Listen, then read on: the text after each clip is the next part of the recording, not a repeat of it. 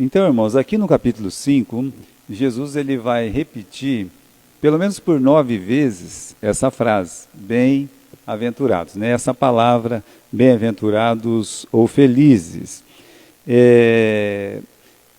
Porque, irmãos, todo mundo quer ser feliz. Se a gente pensar bem, não é? Por que que a gente acorda de manhã, a gente vai tomar um café, a gente vai, né? A gente vai trabalhar. Eu não estou feliz, que eu não gosto muito daquele trabalho, mas pelo menos no momento que você recebe seu salário, você fica feliz. Esse é o motivo de você ir lá e trabalhar, porque todo mundo ele quer ser feliz. Agora, Jesus está ensinando para nós o quê? O segredo dessa felicidade. Qual é o caminho? Como é que você alcança essa felicidade? É isso que Jesus está dizendo, né? A felicidade, aliás, ela nunca deve ser buscada como uma coisa direta. Eu vou buscar a felicidade, eu quero ser feliz a qualquer custo. É isso que faz as pessoas se darem mal e se entregar nesses prazeres mundanos, se entregar, né, como o autor de Eclesiastes, por exemplo, o pregador. Todo o capítulo 2, na verdade o livro, meus irmãos, ele trata desse assunto. Só que todo o capítulo 2, ele praticamente está buscando isso, né? Eu tentei ser feliz buscando a felicidade na euforia, né? Não deu certo. Aí eu fiz o seguinte, eu comecei a encher a cara para ver se eu, né, eu fui lá no bar com aquele pessoal do boteco, eu estava naquele churrasco, e ali eu vou encontrar a felicidade. Aí a Bíblia diz que ele disse, não deu certo também. Já sei, agora ser feliz é quando você consegue construir uma casa linda, maravilhosa. Ele fez um monte, não deu certo. Ele continuou triste. Mas também não é por isso. Ser feliz é quando você tem um sítio, você cria os peixes, animal e coisa assim, ser fazendeiro e tal. Isso é ser feliz. Aí a própria Bíblia diz, não deu certo. Não, ser feliz para quando você vai na música, você vai lá, né, tem alguma coisa, ou muito dinheiro. Também não deu certo. Olha, todo o começo do capítulo 2, ele está dizendo, tudo era vaidade, eu não consegui ser feliz. Mas por quê? Porque ele estava buscando como fim a felicidade a qualquer custo. Na verdade, nós, seres humanos, nós queremos mesmo ser felizes. Jesus não está errado em querer ensinar o caminho da felicidade. Pelo contrário, é o que nós precisamos. Porque nós queremos ser felizes, só que nós não conseguimos. A alma por si mesma, ela não pode ser feliz. E ela não pode ser feliz por um motivo muito simples, por causa do pecado, né? Então, meus irmãos, o pecado desagrada a Deus, nos separa de Deus. E como é que um homem pode ser feliz longe de Deus? Não tem jeito, isso é impossível. Então, o resultado do pecado, aliás, sempre traz tristeza, sempre traz desgosto. E aí, para você ser feliz, você tem que curar a sua alma. Você sabe que se você vai no médico e fala assim, mas olha, eu estou com uma dor aqui, né, uma dor aqui na cabeça, uma dor terrível. Vamos dizer que é eu, né? Eu estava falando aqui para quem? Eu estava falando para o André, né, André? Que quando eu era bem menino ainda, lá para os 19, 20 anos, eu visitei o irmão Félix. Eu fui lá no irmão Félix, né, porque eu estava com uma sinusite terrível, né, mas terrível de terrível mesmo. Aí peguei aquela moto velha que eu tinha, fui lá, uma estrada de chão, olha, eu já fui ruim, cheguei lá pior, que era aquela poeira, sabe? Aí cheguei lá, ele, né, você está com muita dor de cabeça, muita dor de cabeça, né? Então ele podia olhar para mim e dizer assim, meu filho, eu vou curar essa dor de cabeça sua, agora, né? Chegasse lá, não tinha enfermeira, não tinha nada, né? Porque, coitadinho, ele era o médico, ele era o hospital, ele era tudo naquela cidade. Ele poderia ir lá, pegar aquele vidrinho de dipirona e dizer assim, olha, toma esse vidrinho de dipirona aqui, né? Você toma, já toma logo umas 40, 45 gotas e vai passar a dor. Eu digo para você, um bom médico faz isso. Um bom médico jamais vai querer curar a dor. O bom médico vai fazer o quê? Vai procurar a origem da dor.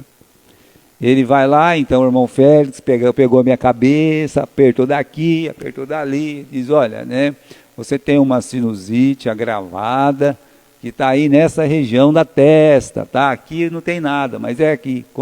Como até hoje, meus irmãos, eu tenho essas crises. Muito bom, né? Então o que ele fez? Ele me receitou um remédio, que até então médico nenhum tinha me receitado. Naquele tempo ninguém receitava azitromicina. Não tinha, olha, não tinha. Ele receitou, até foi muito legal da parte dele, né? Me lembro que ele disse, olha, esse remédio é muito caro, né? E era mesmo, eu ganhava tão pouco em Galha que era quase que todo o meu salário lá, né? E aí, no outro dia, eu estava lá em casa e o rapaz do correio chegou e disse, ei, seu Gilberto, olha, é o seguinte, tem um dinheiro para você retirar lá no correio, né? Ele se reuniu com a igreja dele e votaram, né, uma oferta para mim lá, para chegar o dinheiro. Naquele tempo não tinha Pix, não tinha nada. O negócio era na base do correio. Mas esse é um bom médico. O que Jesus está fazendo aqui é isso. Ele sabe que a alma é triste. Ele sabe que a alma é desgostosa. Então ele está ensinando para nós, não somente o caminho da felicidade, mas para ter felicidade você tem que curar esse mal da alma. E é por isso que ele começa no versículo 2, dizendo assim, versículo 3, bem-aventurados os pobres de espírito. É assim que ele começa, né? A pessoa que consegue entender que ela não é nada neste mundo, é o pobre de espírito. Quando ele descobre que ele não é nada nesse mundo, ele precisa de Deus. E aí, meus irmãos, ele começa a chorar. Ele se entristece porque ele sabe que ele não é nada neste mundo justamente por causa do pecado. Chorai e lamentai a vossa miséria. Então vem o versículo 4, bem-aventurados que choram, né? Depois do versículo 5, bem-aventurados os mansos. Ele está chorando o pecado dele, mas ele aprende também que ele não tem direito nenhum neste mundo. Ele não vai querer ser uma pessoa altiva, orgulhosa. Pelo contrário, bem-aventurados os mansos. Mansos nesse sentido, que depende totalmente a sua vida de Deus, né? Que aprende a ser longânime, aprende com as falhas dos outros e de si mesmo, né? E aí então o que ele faz? Essa pessoa, ela tem aquela mansidão. E aí, meus irmãos, para uma pessoa que tem essas características, só para ela, só para uma pessoa que está aí, pobre de espírito, chorando e mansa, somente para essas pessoas faz sentido o versículo 6, que diz assim, bem-aventurados os que têm fome e sede de justiça. Por quê? Porque eles serão fartos. Bem, ele começa falando de fome, e fome é uma necessidade natural. É tão natural que a primeira coisa que a gente nasce, a gente já começa a chorar, já nasce com fome, né? É fome e sede, e as mulheres sabem mais do que os homens sobre isso, né? A criança já nasce berrando, gritando, tem que mamar, tem que comer, né? E olha lá, é o tempo todo, comendo, né? E é uma necessidade que precisa ser saciada, não tem jeito de disfarçar, né? Não tem jeito de você chegar lá e ir naquele lugar que fica virando frango lá, ficar olhando, e aquilo não vai matar a sua fome, você tem que comer alguma coisa. Se você está com sede, você tem que beber alguma coisa, porque se você não comer, você não beber, você vai morrer. Então, é uma necessidade, é um natural, fundamental e ainda contínua. Não é porque eu comi ontem que eu não vou comer hoje. Aliás, dependendo do que eu comi ontem, eu vou querer comer mais hoje. E se eu trabalhei muito, eu vou querer comer um pouco mais. Entende? É uma necessidade contínua e não é estática não. De vez em quando tem que comer mais, de vez em quando tem que comer menos. Mas de que fome Jesus ele está falando aqui, meus irmãos, né?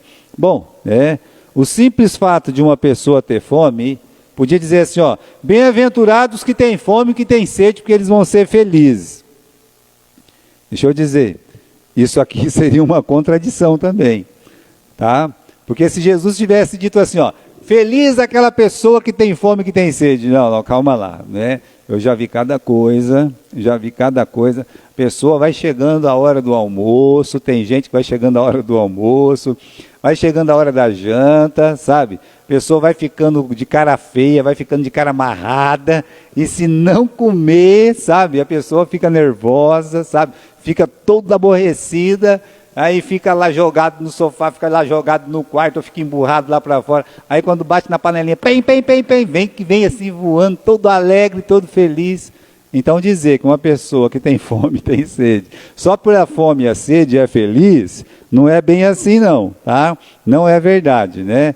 Então, meus irmãos, Jesus, ele é claro em dizer aqui no versículo 6 para nós, que essa fome e essa sede é fome e sede de justiça. Mas também não é aquela justiça olho por olho e dente por dente, né?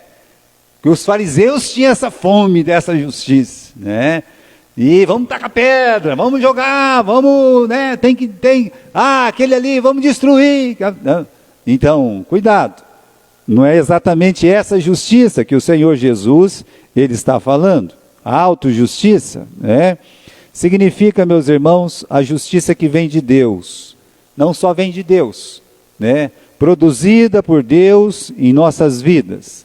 Ou seja, aquela justiça que acontece quando nós deixamos Deus dominar a nossa vida. E é assim, tem uma oração, que é a oração do Pai Nosso, e nós vamos estudar com detalhe a oração do Pai Nosso também, assim como nós estamos fazendo com as bem-aventuranças, mas no começo da oração do Pai Nosso, Jesus disse, Pai Nosso que estás no céu, né, santificado seja o teu nome, assim na terra como no céu. Aí segue o quê? Venha a nós o vosso reino, seja feita a sua vontade. A vinda do reino é o reino da justiça. E a vontade de Deus aplicada nesse reino. Mas aí, meus irmãos, nós já pertencemos para o reino. Já estamos no reino de Deus, o reino dos céus. Por quê? Porque nós temos Cristo. E aí então, a instauração desse reino dentro de nós implica no quê? Em que a vontade de Deus seja cumprida em nossa vida. Então, fome e sede da justiça é você ter fome do próprio Deus, é você ter fome das leis de Deus. Agora, existe a fome das coisas naturais. Por exemplo, né, a fome natural. A Bíblia diz, é bem claro também em Romanos, né, que o homem natural não entende as coisas do Espírito, porque ela se discerne espiritualmente.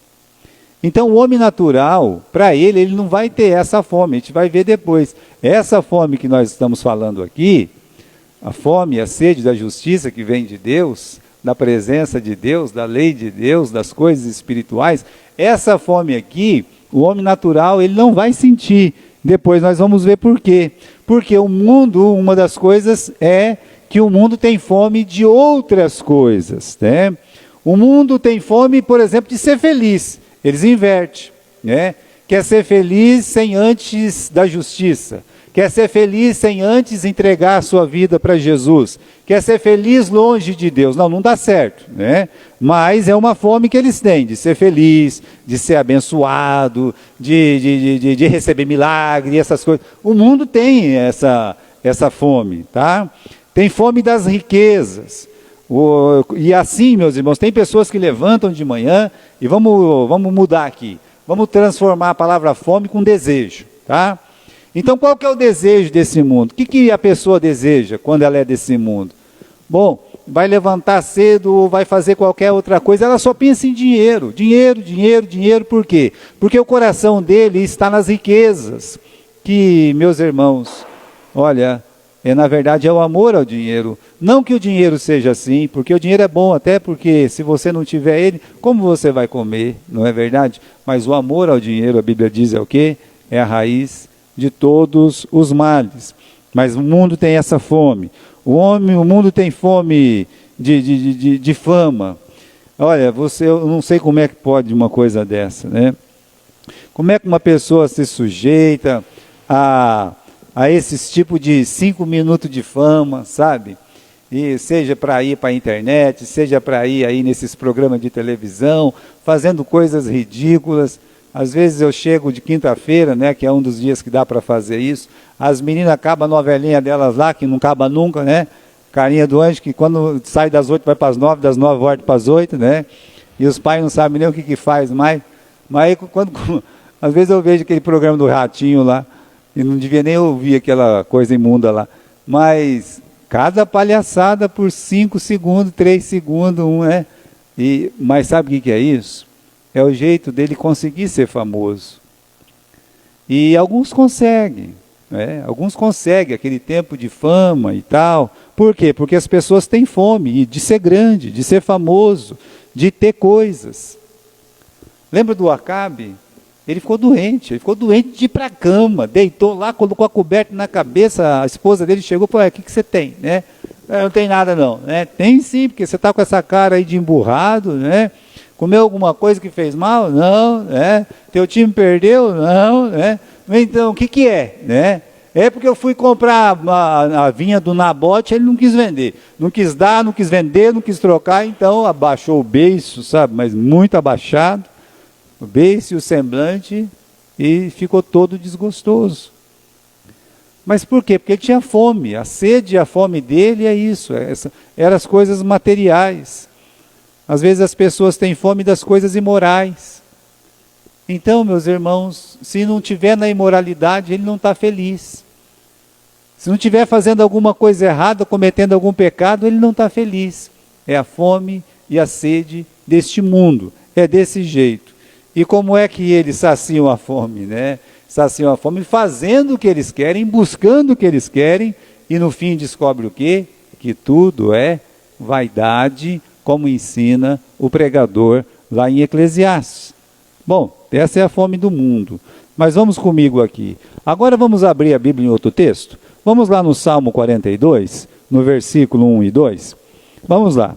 A fome espiritual. Como é que é a fome espiritual? Salmo 42, versículo 1 e 2. Aliás, é um dos versículos mais bonitos da Bíblia, né? Que o salmista diz assim, versículo 1 e 2, assim como o servo brama pelas correntes das águas, assim suspira a minha alma por ti, ó Deus. Tem um corinho lindo, mas lindo, lindo, lindo, que eles cantam esse versículo. Se não me falha a memória, é os vencedores por Cristo. Agora, olha só esse versículo. Assim como o servo brama pelas correntes de água. Olha aqui, esse animalzinho, ele está clamando, ele está aí gritando, né? Bramando, por quê? Porque ele está com sede, e ele quer as correntes de águas. E aí ele fala assim, assim suspira a minha alma por ti, ó Deus. A minha alma, ela tem sede de Deus, do Deus vivo. Quando entrarei e me apresentarei diante da face de Deus? Ou seja, quando é que eu vou poder estar com o meu Deus? Essa é a fome espiritual.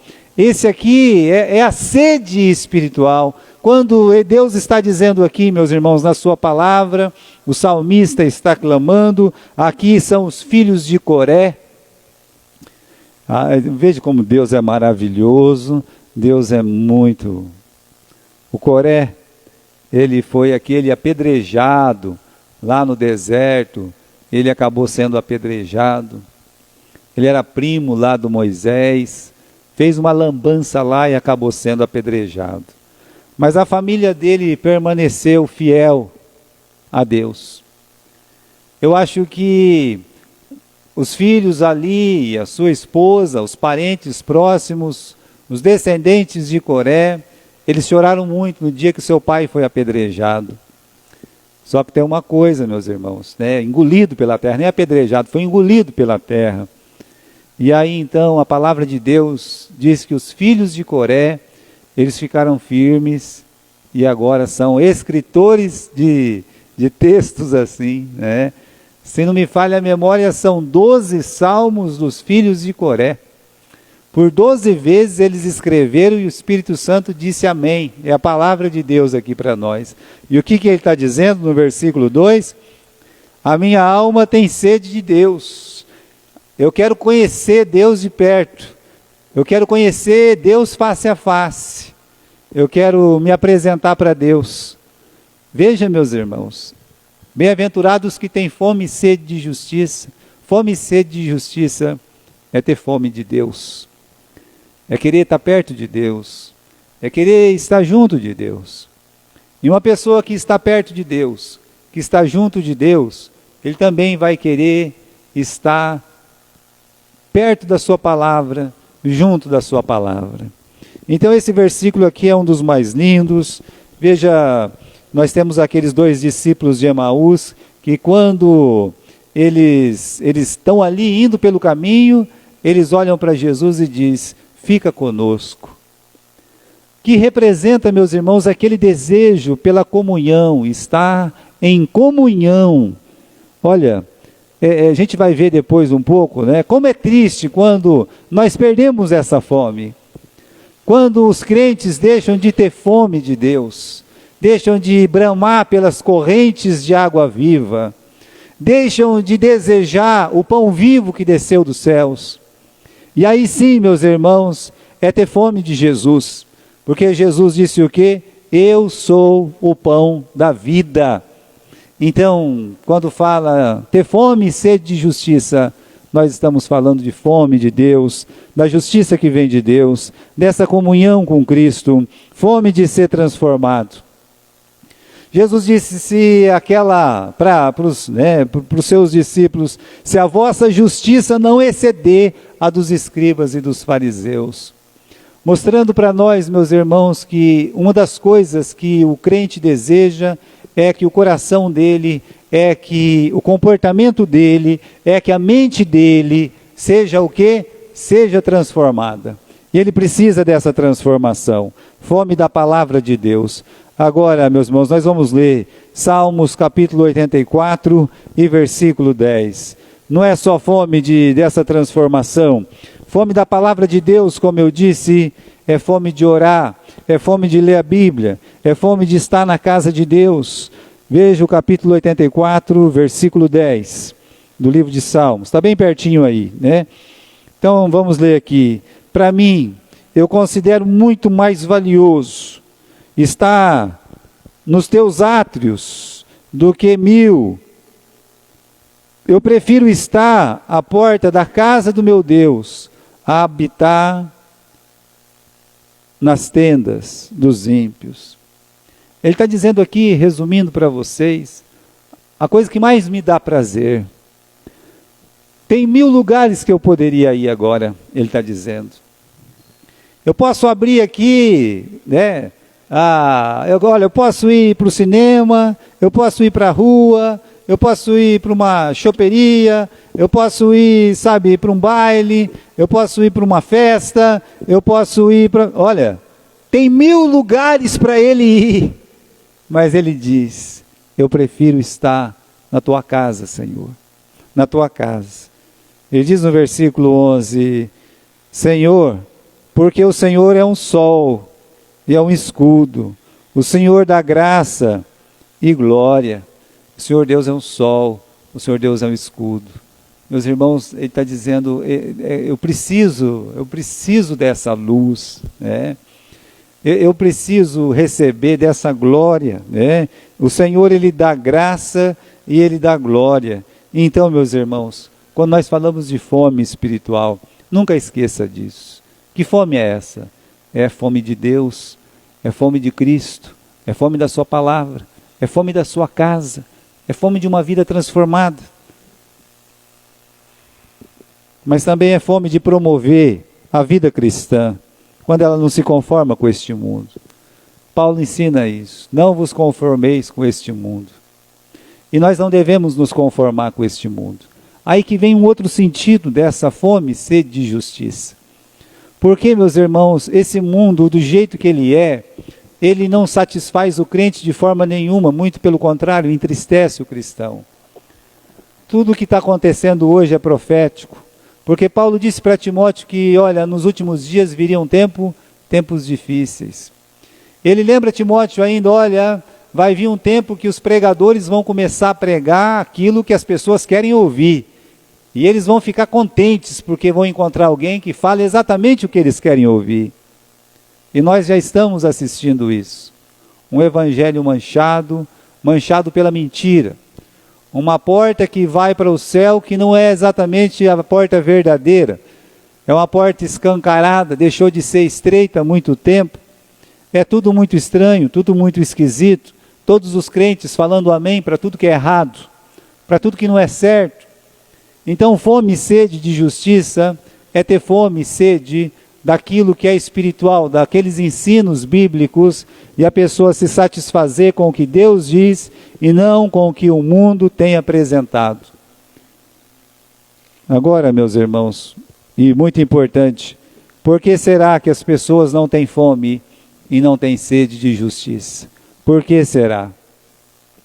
Bom, primeiro motivo se encontra em Efésios capítulo 2. Vamos comigo lá? Efésios capítulo 2. Esse é o primeiro motivo e que rege muita coisa. Efésios capítulo 2 diz assim: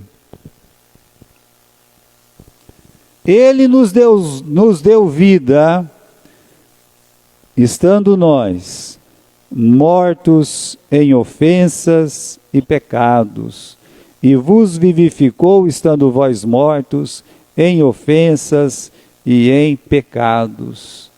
Olha que coisa aqui. Por que, meus irmãos, as pessoas, elas não têm fome e nem têm sede de justiça?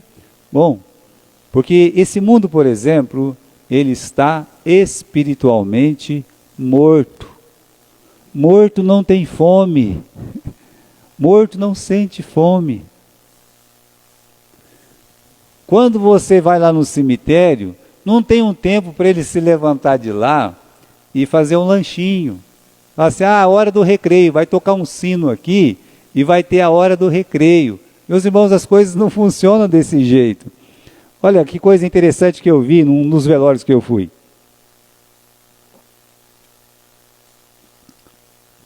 Alguém parente da nossa igreja tinha morrido, eu não sei quem que morreu. Não faz muito tempo isso, né? E aí estava tendo um velório do lado. Sabe como é que é velório, né? Você está velando um aqui, chorando daqui, quando você olha do lado, está chorando do outro lado. Eu lembro até, eu vou contar outra aqui, minha tia, eu tinha uma tia lá em Minas Gerais, tenho ainda, porque ela está viva, né? E a tia Maria, e minha mãe tinha morrido. E quando a minha mãe faleceu, lá também assim, os velórios eram um pertinho do outro, né? Minha tia chegou lá de Minas Gerais, né? E já foi direto para o velório, acho que eles pegaram um táxi, alguma coisa, e parou lá, né? E ela desceu, e eu estava no velório do lado, porque também era uma pessoa conhecida da gente, né? Quando eu tocava na banda marcial, era uma mãe de um amigo meu, né?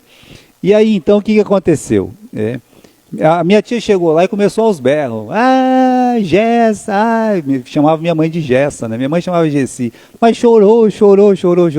Aí essa minha prima, Fátima, a Fatinha ficou olhando e falou assim, mãe, eu não sei falar que nem os mineiros, mas os mineiros falam diferente, né? Mãe, não é a tia. Chorou no morto errado, né? Eu estava ali, eu fiquei quietinho, né? Porque eu falei assim, se eu falar alguma coisa, vou passar maior vergonha aqui, né? Nem vou sair pelo canto ali, falei assim, vai passar vergonha sozinho, eu não, deixa aí, né? Mas chorou, né? O mais engraçado é que quando ela foi no outro caixão, que era da minha mãe, né?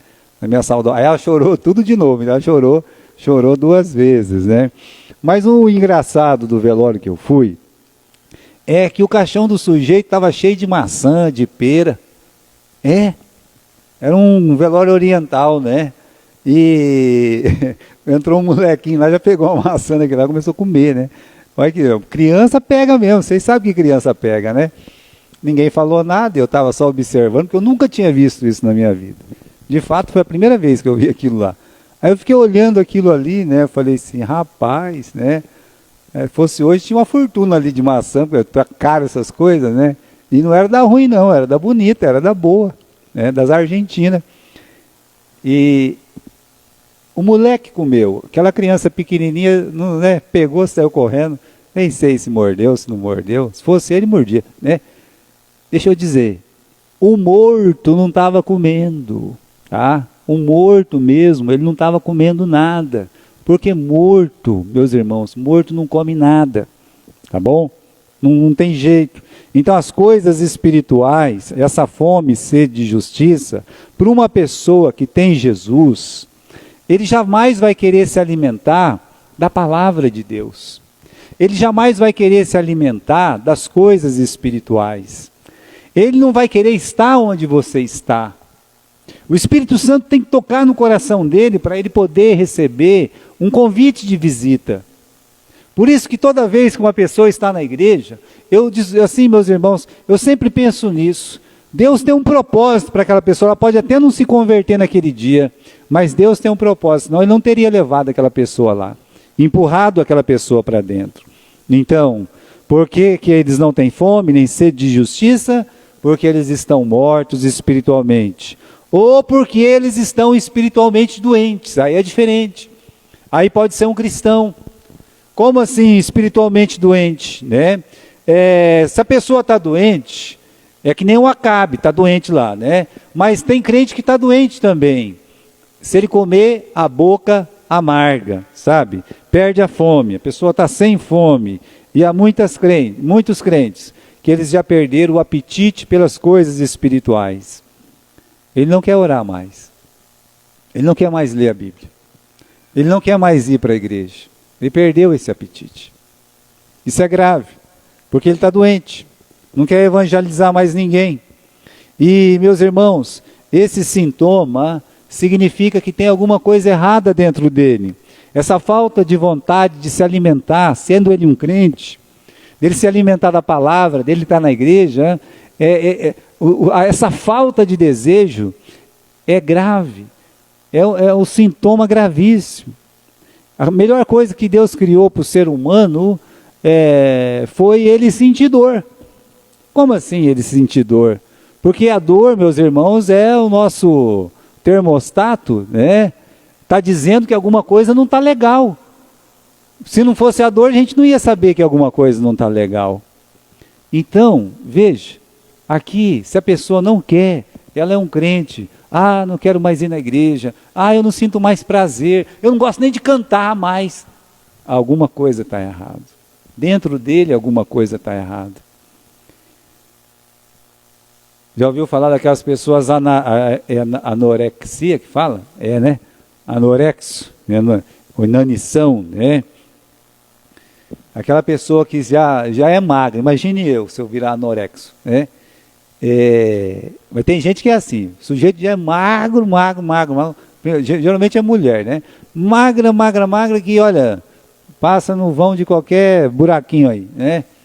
Mas olha para frente do espelho, como estou gorda, né? E aí faz o quê? Começa a parar de comer, come muito pouquinho, e ainda coloca a mão na goela, começa a vomitar, não é assim as pessoas que é desse jeito aí, né?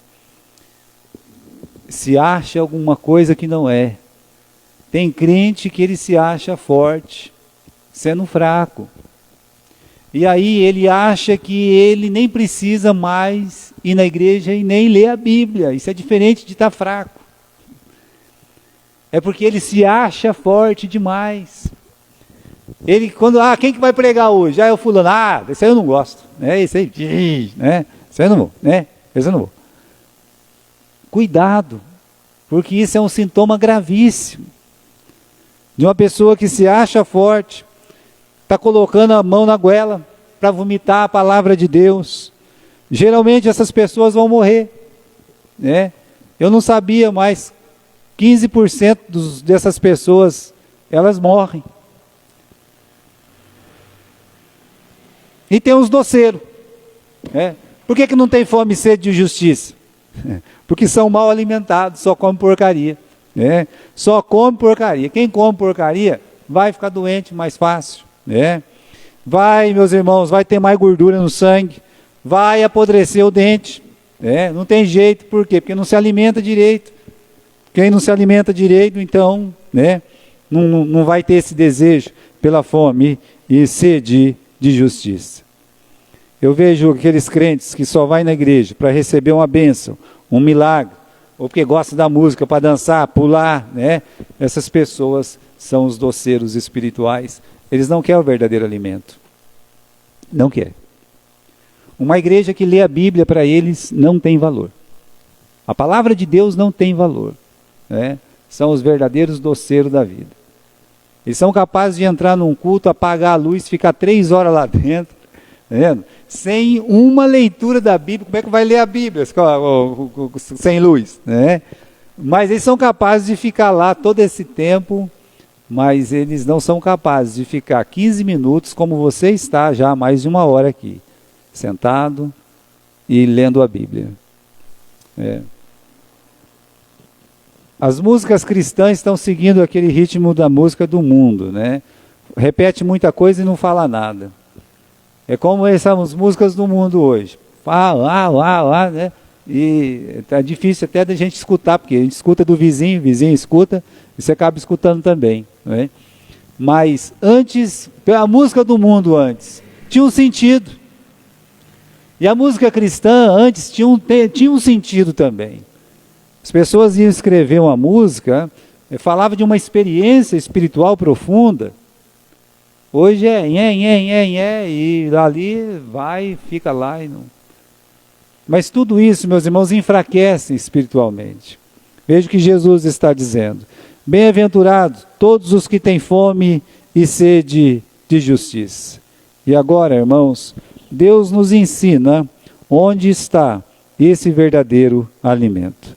Primeiro eu quero abrir com vocês no livro de Jeremias, no capítulo 15 e versículo 16. Olha lá, você tem essa fome? Então você tem fome do quê? Fome e sede de justiça? Olha o Jeremias, vamos aprender com ele. Jeremias capítulo 15 e versículo 16.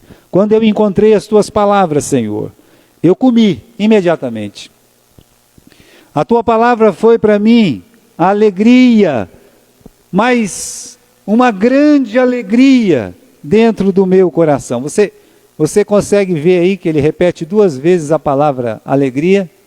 Ele está dizendo, olha, eu fiquei contente. Não, eu fiquei muito, muito contente quando eu comi a sua palavra, porque pelo seu nome eu sou chamado a Senhor, Deus dos exércitos.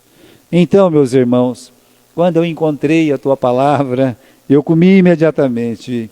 E está ensinando para nós. Ele encontrou Jesus. E no momento que ele encontrou Jesus, ele buscou aquele pão, ele se alimentou daquele pão. Aquele pão deu uma alegria. Jesus é a nossa alegria, Paulo diz. Mas mais do que isso, né? Ele repete 2 vezes a palavra, porque é um jeito, meus irmãos, que a Bíblia tem de reforçar a grandeza daquela palavra no texto. Quando Jesus fala, na verdade vos digo, olha, ele está dizendo, atenção, né? E geralmente quando repete a mesma palavra, lá no livro de Hebreus está escrito assim, porque nunca, não, jamais vos abandonarei. No original, o negativo lá é 4 vezes repetido, para dizer que Deus nunca vai nos abandonar. E aqui está dizendo 2 vezes, como é bom, como é maravilhoso, né? Eu estou feliz por ter se alimentado. Bem pertinho aí de Jeremias, nós temos o capítulo 55 do livro de Isaías. Isaías capítulo 55, versículo 1 e versículo 2. Todos vocês que estão sedentos, vinde às águas, e os que não tendes dinheiro, vinde, compra comida, sim, comprai sem dinheiro, e sem preço, vinho e leite. Olha só, vinde e comprai. Vem comprar essa comida, né? Vinde vocês à fonte de água. Jesus disse para a mulher samaritana que ele é uma água viva. Lembra disso? Jesus é essa água viva. E Jesus disse, meus irmãos, no capítulo 6 de João, o que ele disse no capítulo 8 também? O que ele disse? Eu sou o pão da vida. Eu sou o pão vivo de Deus que desceu do céu. Bem-aventurados que têm fome e sede de justiça. Bem, mas eu já entreguei a minha vida para Jesus, eu não vou ter fome mais. Não, não. Você tem fome hoje da comida, mas amanhã você tem também. Você tem sede hoje aqui, ó. Ele já até me trouxe água aqui, vou beber mais um pouco. Sabe por quê? Porque nós sentimos sede todo dia e fome todo dia.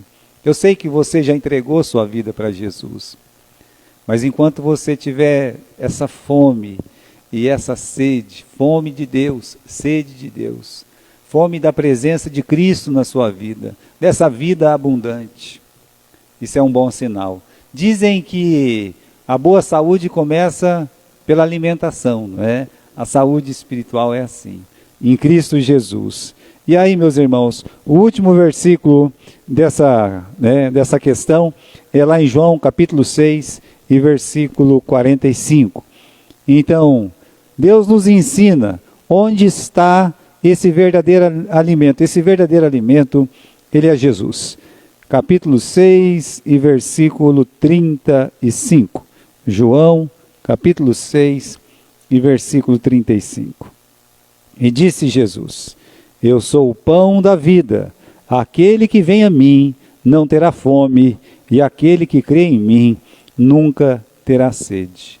Então, onde é que está essa comida que nós devemos comer, que nós devemos desejar, essa água que nós devemos beber, que nós devemos desejar? É Jesus. Primeiro é Jesus. E segundo, é a sua palavra. Não só de pão viverá o homem, mas sim de toda a palavra que procede da boca de Deus. É Cristo, é a sua palavra. E agora vamos voltar aqui, meus irmãos, lá para o nosso texto, para a gente terminar, que se encontra no livro de Mateus, capítulo 5 e versículo 6. Bem-aventurados que têm fome e sede de justiça, porque eles serão fartos. Então é uma promessa aqui, meus irmãos. A promessa é que a pessoa vai ser farta. Que fartura que é essa? Primeiro, meus irmãos, é a fartura da vida abundante que Jesus dá. Quando uma pessoa entrega a vida para Jesus, ela não tem uma vida, só vida, é uma vida abundante. É uma vida eterna, é uma vida maravilhosa. Então é isso, né? O que acontece com quem se alimenta de Deus e da sua palavra? Olha lá, né? Essa vida abundante, essa alegria. Lembra da alegria de Jeremias? Quando eu comi, né? Eu já fiquei todo feliz, eu estou feliz, né? E mais ainda, porque nos sustenta, tá? Esse versículo lido lá em João, capítulo 6, versículo 35. Eu sou o pão da vida. Aquele que vem a mim não terá fome, e quem crê em mim jamais terá sede. Então não é só vida abundante e alegria, mas é esse sustento que nós precisamos todos os dias. Felizes os que têm fome e sede de justiça, porque eles serão fartos. Agora isso aqui na terra, viu? Porque a fartura ainda vai chegar, né? Vai ter aquele momento em que nós vamos estar com Deus, na presença de Deus. Seja no milênio, seja na eternidade, nós estaremos para sempre com o Senhor. Aí sim, né, essa vida eterna se manifestará em toda a sua glória na nossa vida. Amém?